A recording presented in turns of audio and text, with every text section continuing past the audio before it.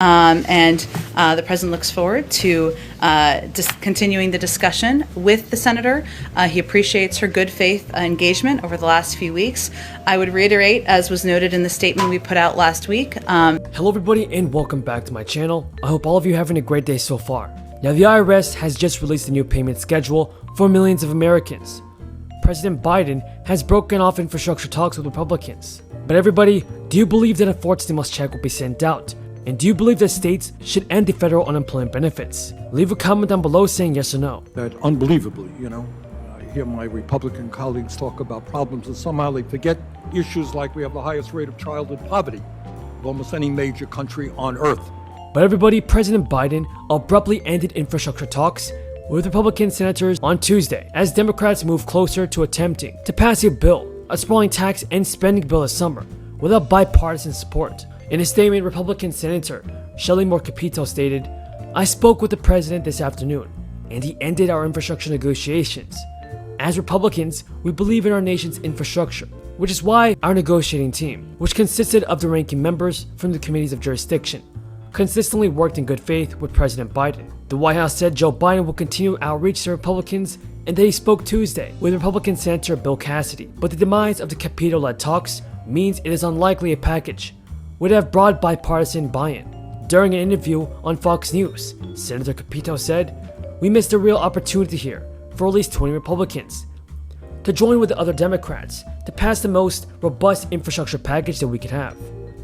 And key sticking points emerged when Republicans refused to consider tax hikes to pay for Biden's legislation and demanded that he remove social spending that they said was unrelated to infrastructure. The president wouldn't be spending his time engaging in hours of discussions with Republicans if he didn't think something could come from it. Now, we can't predict what the final outcome is, and we're keeping his only lines in the sand, as you know, Phil, are inaction and raising taxes on Americans making less than $400,000 a year. We know there are a lot of Democrats who are eager to move forward, as are we, but we think there are a lot of paths forward where it's worth continuing to pursue bipartisan discussion. Senator Capito said that the president continued to respond with offers that included tax increases, as is paid for, instead of several practical options that would have not been harmful to individuals, families, and small businesses.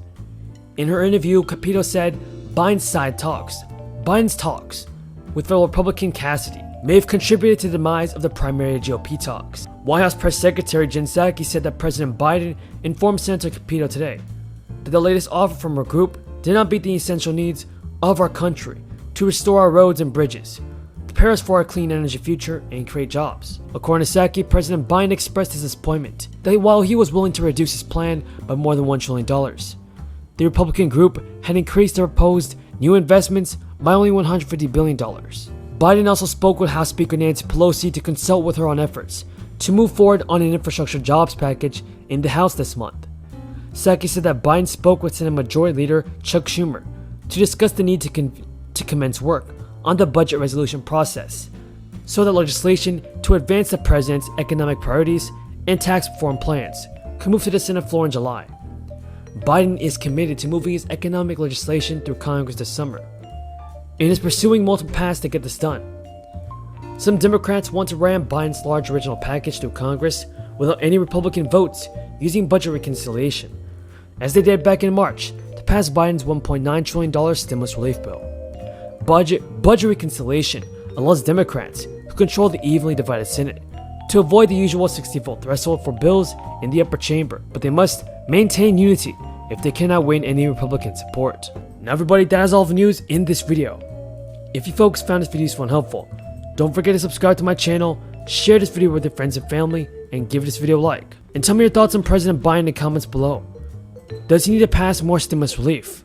And do you believe that he will help the American people by sending out a fourth stimulus check? Tell me your thoughts on the work of President Biden, everybody, in the comments below.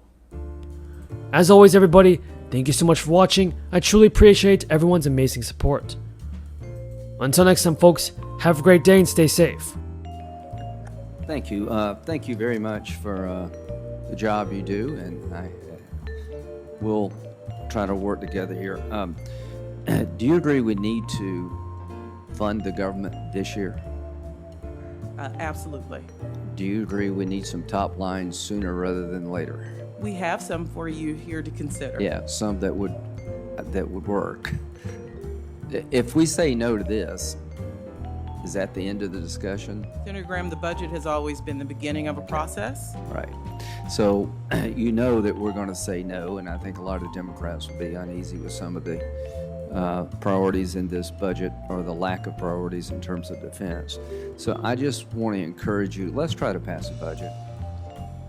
Fund the government through the appropriations process. We can do it. Do you agree that continuing resolutions are a bad way to run the military, out everything else? Everything else. Okay. So the reason I want to beat you up on the budget is because I like you. And I'm trying to get to where we're all going to be. We're going to be here fairly soon as appropriators, trying to find a way to pass a budget that our colleagues can support. So I think Ms. Young is uniquely qualified to help us get there. And so when do you think we should have these discussions about a top line we could all agree upon? Senator Graham, I know the House Appropriations Committee will start its work soon, hoping the Senate Appropriations Committee follows suit. And I think both bodies have to work their will, starting with where the president would like to see both go. But both have a history of putting member interests where members of both bodies can come together. It has to be a bipartisan process. Okay. Good. The sooner that process can start, the better, as far as I'm concerned. A bunch of states are basically canceling the federal unemployment benefit for their state because they believe it hinders the ability to hire people back as the economy reemerges from the COVID pandemic. Do you understand that logic, and what's your view of that? Well, one, I'd like to state the way we do unemployment, the governors have the right to make those calls. But I'd also like to point out the jobs report we saw last week.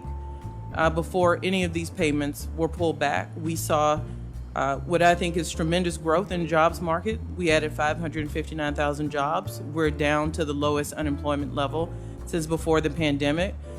So we will see the results of what those governors have done, but we're also seeing a big return of the economy before that $300 was pulled. Their belief is that the enhanced unemployment benefit is deterring people from re-entering into the workforce. There's a lot of jobs out there that are unfilled and will never be filled until you change the benefit structure. Does that logic make sense to you, given where we're at in our economy? I understand the logic, but I've also not met Americans who would prefer not to work.